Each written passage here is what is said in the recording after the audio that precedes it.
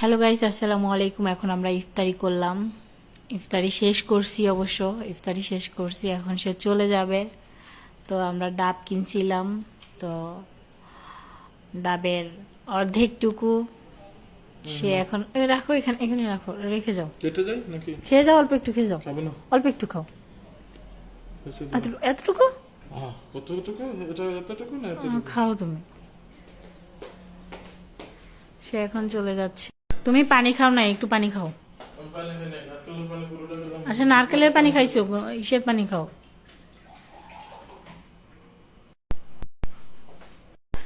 আচ্ছা, আল্লাহ হাফেজ, আসসালামু আলাইকুম, আল্লাহ হাফেজ, বাই বাই, টাটা।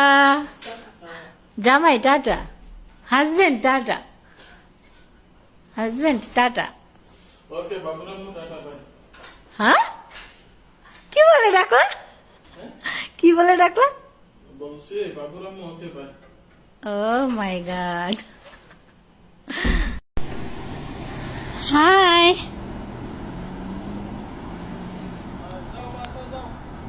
আচ্ছা, আমি তো বাসায় আছি। তো আজকে আমরা গাড়ি চালানো শিখলাম। আমার হাজবেন্ড আজকে আমাকে গাড়ি চালানো শিখাইছে। আলহামদুলিল্লাহ, খুবই ভালো লাগছে, খুবই ভালো লাগছে, শুক্রিয়া। তো আমি অবশ্য জানতাম না সে আমাকে গাড়ি চালানো শিখাবে আজকে। তো ইচ্ছা ছিল, গাড়ি যখন কিনবো তখন শিখবো, ইচ্ছা ছিল এরকম। তো সে আজকে আমাকে শিখাবে ওটা আমি জানতাম না। তো যাই হোক, সে আজকে আমাকে গাড়ি চালানো শিখালো।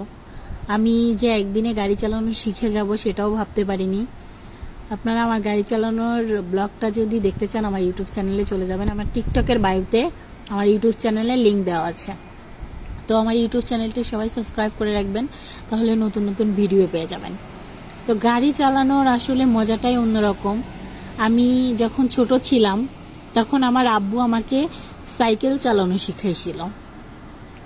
পরে যখন বড় হলাম তখন বাইক চালানো শিখছি, আর এখন গাড়ি চালানো শিখলাম।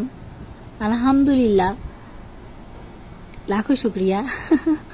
খুবই ভালো লাগতেছে, খুবই ভালো লাগতেছে, একটা অন্যরকম আনন্দ।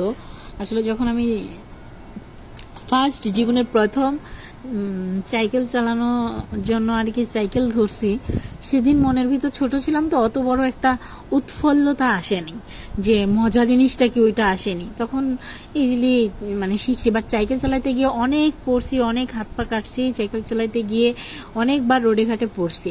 বাট বাইক চালা